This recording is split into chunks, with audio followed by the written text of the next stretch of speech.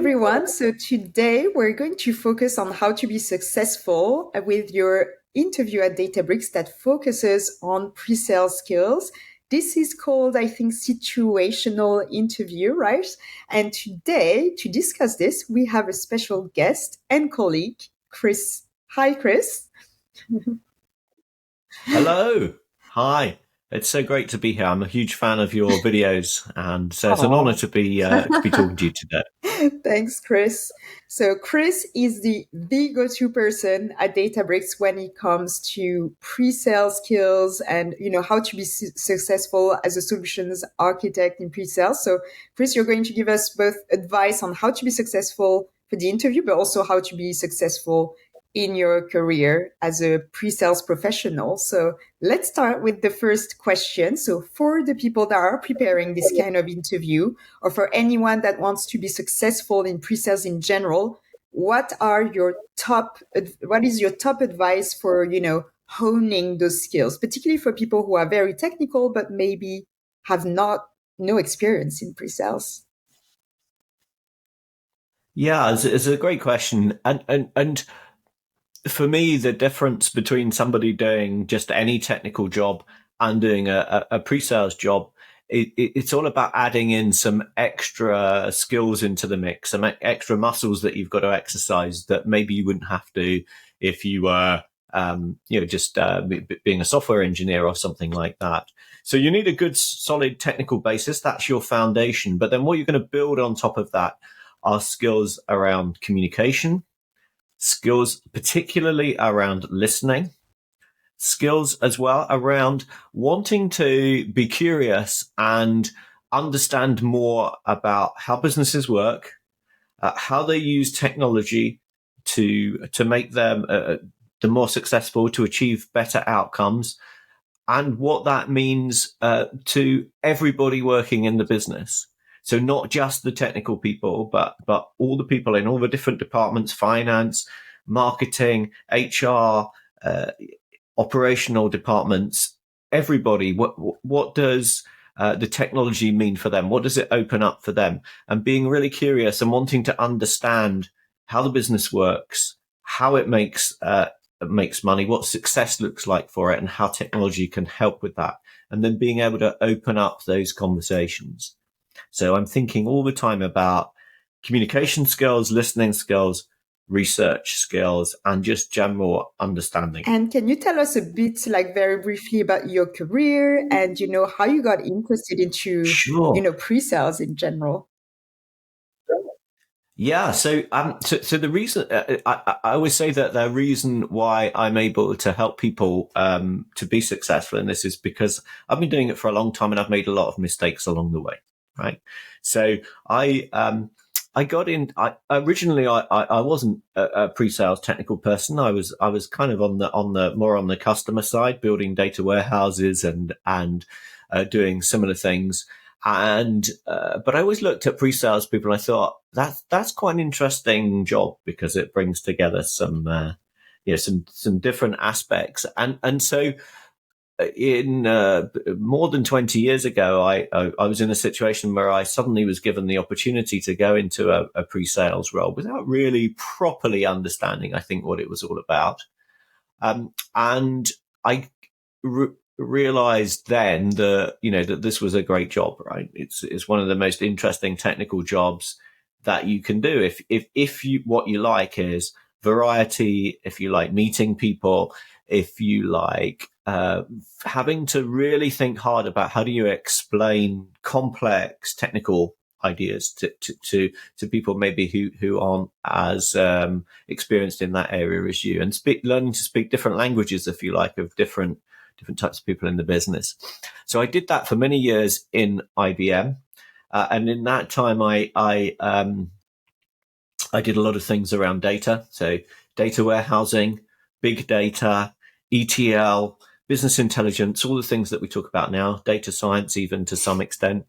But then I got involved in the world of AI with IBM Watson 10 years ago, when an AI was, let's just say it's not as good as it is now, right? So it was really tough, right? Because people's expectations were very high, and then having to manage those expectations and build solutions that actually worked was really tough, and it really stretched my pre-sales skills. But I learned a lot from that.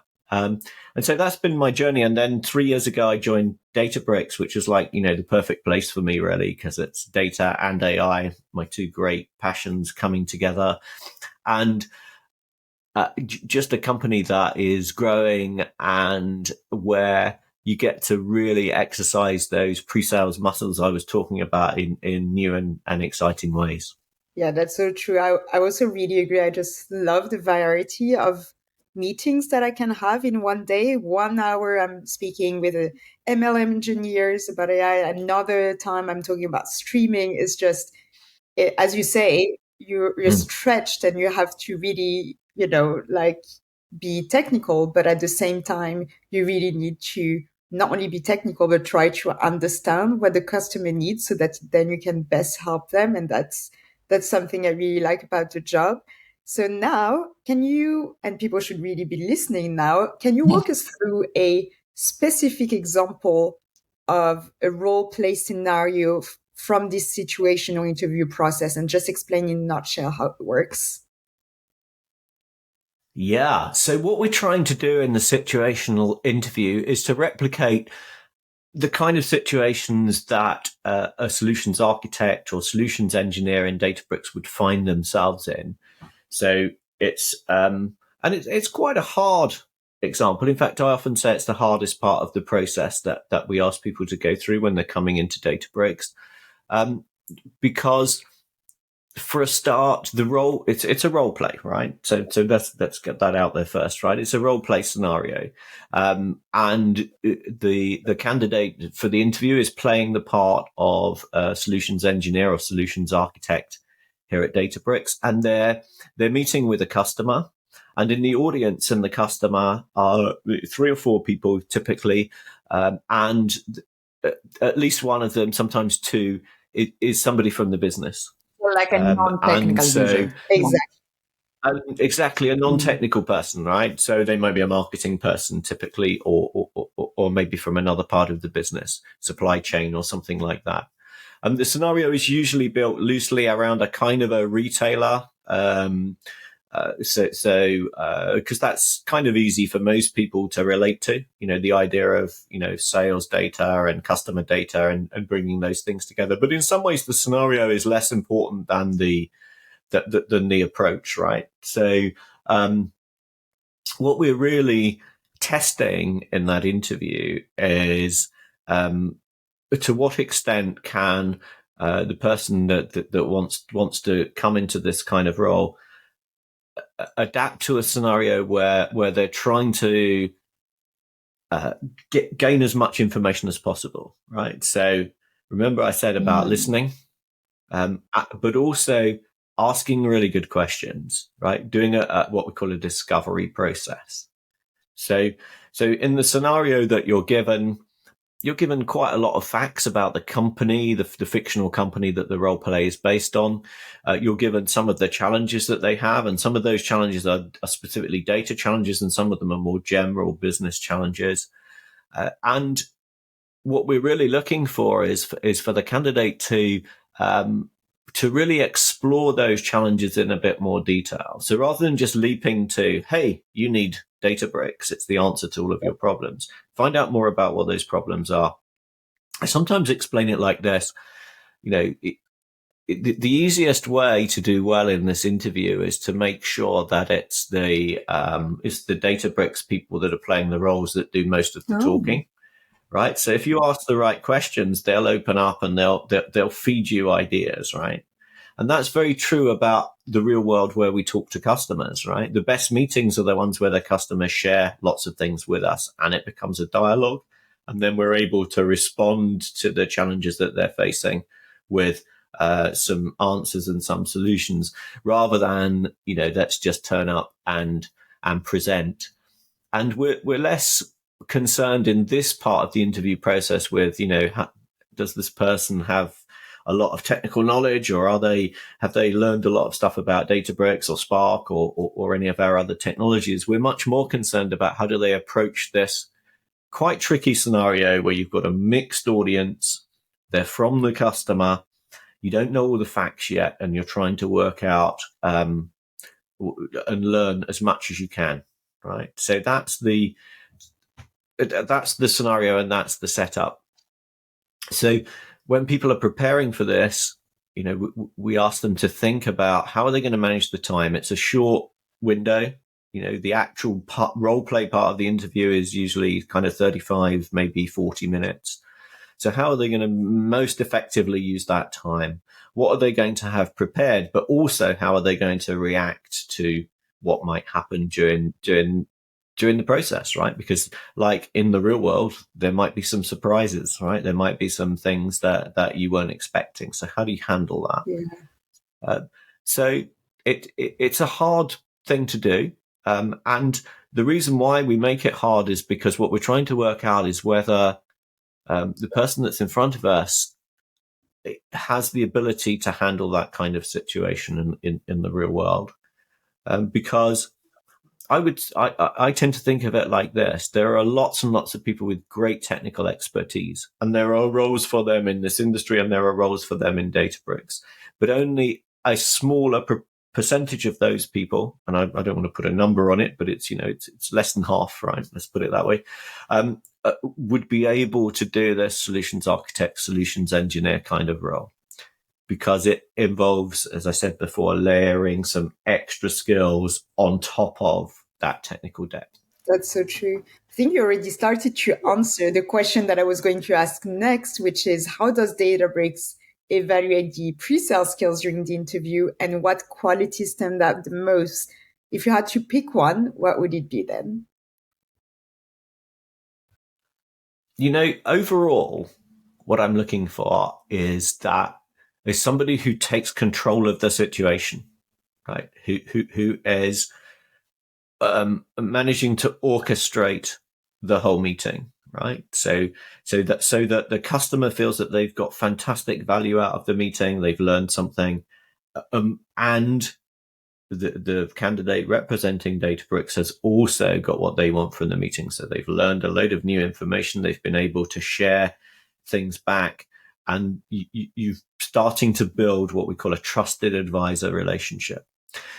Now, of course, we don't expect everybody who comes forward as a candidate to be able to do all this on day one, right? And it'll depend partly on what level we're interviewing for. So where people haven't quite got all of those skills yet, what we're looking for is the potential. Right? We're looking for, do they understand the scenario that they've been put into? And in a sense, do they know what they don't know? Right?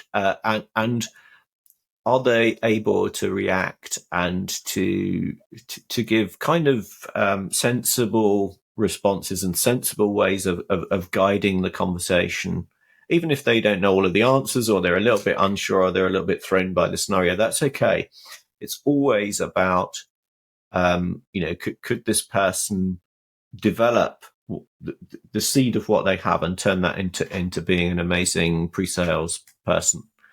Very often what we see is that, people are struggling a little bit, and what we do is we do what I call them throwing them a lifeline, right? We perhaps ask them a question to try and steer things back on track. So then we're looking for, do they pick up on that lifeline, and are they able to steer things back to where they should be? So and I often say to candidates, maybe afterwards, if you get to a point where you feel like we're asking you hard questions and we're steering you, that's probably because you're doing quite well, right? Okay, and we're trying to push your limits and see where you are. It's very representative. And if we do, it's really representative of what happens in a customer meeting, right? If the customer is intrigued by what you're presenting and by the solution that you're presenting, more likely than not, if they want to adopt your capabilities, first they're going to make sure that they triple check that, this would actually answer their specific requirements. So yeah, I really agree with that. Absolutely. we're trying to make this as realistic as it can be. I mean, one of the things that's slightly different in this interview to what would probably happen once you landed in Databricks is that it would be unusual for a pre-sales technical person to do that kind of meeting on their own. They would typically have a salesperson with them, an account executive, as we call them. But even in that scenario, there's a real need to be able to understand exactly what's going on and what the dynamics of the meeting are, so that you can work well with that account executive to really steer the meeting in the way that we need it to go. So that it's a great meeting for the customer and a great meeting for us. And that's kind of how we measure success, right? In Databricks, we're customer obsessed. Right? We want our customers, every interaction with us, to be a positive experience, and where they feel, that I'm really glad I invested an hour of my time in this meeting because I've got something from it and I feel like we've moved forward. Chris, when you said before that sometimes people struggle and then you give them a hint to bring them back to the right track. So what is this struggle like? Are they reverting back to the more technical self?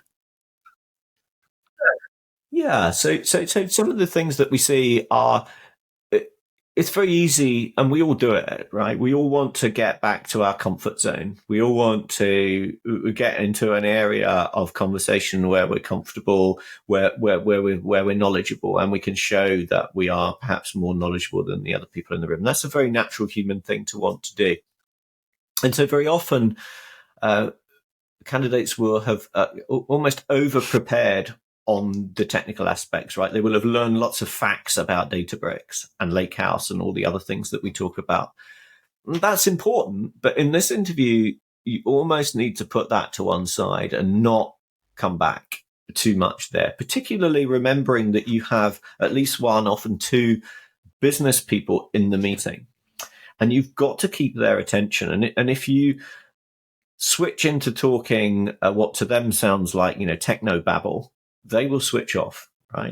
And especially, in these days of virtual meetings, online meetings, it's really easy for somebody to just turn away and start doing their emails or get involved in something else. So you've got to make sure that you have a narrative that is interesting and exciting and captivates everybody in the room, the technical people and the non-technical people. And that's really, really hard to do. Sometimes I describe it like this. Think about going to watch a Disney movie, right? There are things in there for the children, but there are themes in there that the adults can relate to as well, right? So you've got to try and pull that trick off, right? How do I make this interesting to this very mixed audience? It's hard to do.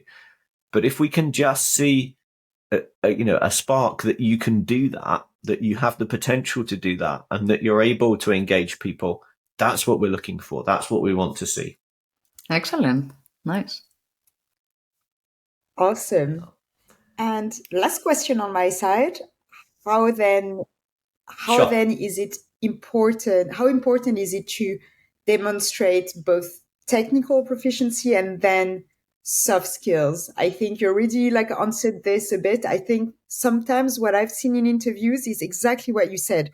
I've built all this deck. I need to get to the next slide where I present what I prepared.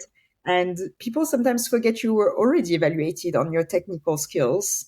So it's very likely that here you're evaluated on your soft skills. And taking control of the room, as you said, is not just about going into a long monologue about Databricks and, geeking on the details. It's, as you say, having this emotional awareness. So, how do you find the balance? Yeah. Well, that's you're so right, Lara, because this is where the magic happens, right? If you can blend together those soft skills, the listening, the ability to tell a great story, the ability to engage people, and blend that with your technical expertise, right? So that you can't see the join between the two. That's what an amazing pre-sales person does, right? You almost don't realize that you're having a technical conversation or a business conversation. It's just a conversation. and yet interspersed in there are business insights, are technical knowledge and expertise, and also just relationship building and building the relationship of being a trusted advisor. That's what, really good looks like. That's what excellent looks like in this context. Now, of course, we're not going to see that perfectly in an interview scenario. But if we can see that people are starting to understand the relationship between those soft skills, communication skills, etc., and their knowledge, particularly in things like, I sometimes think the best example is just knowing how to explain something very complex in very simple terms, using fewer words, less jargon, and getting people to understand the value without them having to be, experts in the technology. That is something that is so important. And so yes, this interview is broadly speaking about soft skills, but it needs to be underpinned with the technical skills as well. So what resonates very well with me is the human aspect of this job. For me, what worked really well was connecting the people I'm working with, understanding where they're coming from, building this network. Yeah, that's so right. And, we often use this term trusted advisor. It's become a little bit perhaps overused, but what we mean by that is we want the customer to, in their mind, they think, I'm going to ask Maria that question because I trust her. Right. And it's very, there's an interesting dynamic between what we do in pre-sales and what our sales colleagues do, because sometimes it's easier for the technical people, the pre-sales people, to build that trust, right? Because we're perhaps perceived as having less of an agenda, or we're able to talk in a slightly different way. And that's something very special, right? And it's a privilege, actually, to be able to have that kind of relationship with customers. So to build that is what this is all about. And you're so right. This is a people process, right? It's not it's not just about technology. If you want to have a technology job where you go and kind of hide in a corner, there's nothing wrong with that, right? There's, we need people building our platform that are able to kind of just get there and get focused and deliver stuff. This is much more about how do you translate that into a working relationship with another business that achieves good outcomes for both. Yeah, I completely agree. It's the human aspect of the job is probably the most important thing for me. Which takes us very nicely to, we are building these connections, but in these meetings we have with customers, we may have a lot of objections, pushbacks, challenging situations. So what are your thoughts on that and your advice? Any tips? Objections are they're the currency, right, of sales and pre-sales, right? If sales 101, right, is all about objection handling. And there's loads of, there's plenty of books you can read about how to do that well. But the way to think about it is an objection is an opportunity, right? If you can turn it around to focus on, well, what's really behind that objection? What can I learn from why this customer has asked this? Does it tell me something about their fears or the risk that they think they're experiencing? Because remember, if you're asking a customer to make a purchasing decision to spend their company's money, they're actually putting themselves at risk, right? Because if they don't deliver the thing that they've promised to their business, then that is not good for them, right? It's not good for their career, etc. Right? So you put yourself in the shoes of the customer and try and get behind the objection. Why are they asking this question? And there's a knack that you can develop of kind of turning a negative into a positive, right? And a sales guy I worked with years ago, he used to say, if you can't fix it, feature it. Right? And so in other words, work out what are the reasons why perhaps we have this particular, the way that the Databricks is structured in this way, or what are the reasons why we can't do a certain thing, right? And turn that into a positive, right? And the final thing is that you learn to look out for objections that have been planted by competitors, right? And we do the same thing, right? The fear, uncertainty, doubt, the FUD, right? If you're in a competitive situation, and nearly always we are, right, to some extent, what can I learn from this objection that tells me, what does it tell me about the strategy of my competitor, right? And how can I actually turn that into a positive, right? So there's always, objections are your friends, right? Actually, as it turns out. Interesting, because sorry. The human aspect is interesting as well, because if somebody spends a year or two building something, and then you just waltz in a meeting and tell them, oh yeah, that needs to go, look at my shiny new feature that you have in Databricks. You also have to understand where people come from, also from an emotional state where, this is their baby that you're talking about. Yeah. And, sometimes you need to be a bit diplomatic about how you present a new feature, new ways of doing, and consider the change management aspect of adopting a technology that has nothing to do with how cheap the technology is, how much cheaper it is, better, faster, etc. Sorry, Maria, go ahead. No, I just want to quote a quote that says, when you hear the no is when the negotiation starts, which I found it very interesting. Yeah, that's so right. And, we sell technology, but we sell change, right? And change is scary. People are frightened of change. People are wary of change. We have to, you used the phrase change management, Lara, and to some extent we're in the change management business, right? In everything that we do. So part of the art of this is to take the customer on the journey where they see that the end state that they will get to is actually not scary. It's better for them, right? And that's an art, right? It's not a science, and it's a people thing, as we keep saying. Amazing. Thanks, Chris. So the next question, actually. So what is one myth that, we think about solutions architect that you actually would like to dispel? Yeah. So I think that there's a couple of things. I mean, the first thing is that the first myth actually we've kind of covered in a way, which is that solutions architects need to be very technical, right?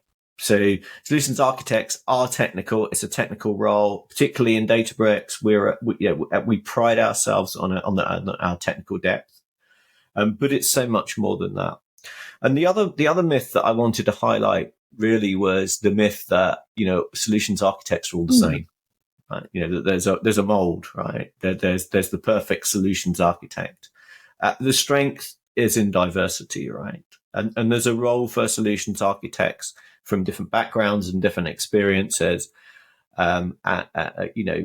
We need to be working out how can we best use solutions architects. So there's an art, for example, to matching the solutions architect with the account executives they're going to work with, the salespeople they're going to work with, and even to the accounts. Excellent, right? The accounts, from a right? cultural perspective in the industry. They know the industry, or they are interested in any industry, then you should use this curiosity and interest and place them in the right account. True. Yeah, and I think there's and that sort of relates to another myth, which is that solutions architects are kind of lone wolves. We go out and we hunt on our accounts. Actually, in the best solution architect pre-sales teams, the people work together and we help each other out, right? And we play to each other's strengths. So if I have a particular challenge around a part of the platform or a type of business solution, I'll go and work with the person that I know can help me out. And so there's that whole kind of idea of the solutions architect as being this kind of very particular archetype of a person who's very technical and mostly just kind of is self-sufficient and does their own thing. That's the myth that I would like to bust, right? It's a team sport. It's diverse, and it's about so much more than just technical depth. But that is important. Yes, actually, you answered my next question, which was how important is collaboration within the different Databricks teams, right? And you cannot do this. So even beyond, so it's like, it goes beyond just working with other solution architects and the people immediately around you. The way that we structured things in Databricks, and we've done a lot of work on this from a kind of a structural perspective over the three years that I've been in Databricks, in terms of having different roles. So, specialists who specialize in certain things that we can go to and make the best use of. People who help with delivery, people who deliver projects in terms of professional services, and also collaborating with our sales colleagues, right? It is so important that relationship between a salesperson and a solutions architect is just key, because that is the pinnacle of the relationship between the customer and Databricks, right? We are the face of Databricks.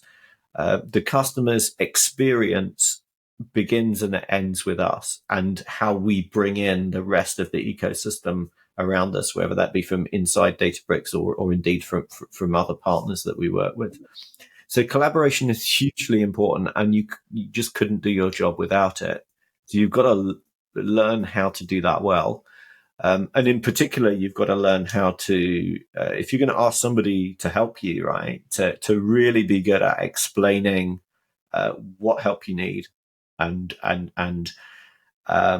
why it's important, and how what they can bring, without kind of wasting their time or using it as an excuse to be lazy. So I think there's that building and understanding the ecosystem that sits around you is just so key to success.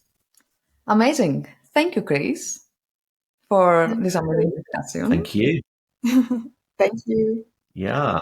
You can tell that I hope that, that I'm really passionate about this, right? I believe that this is the greatest job in the world, and that you can have so much fun. You can learn so much. Every day is different.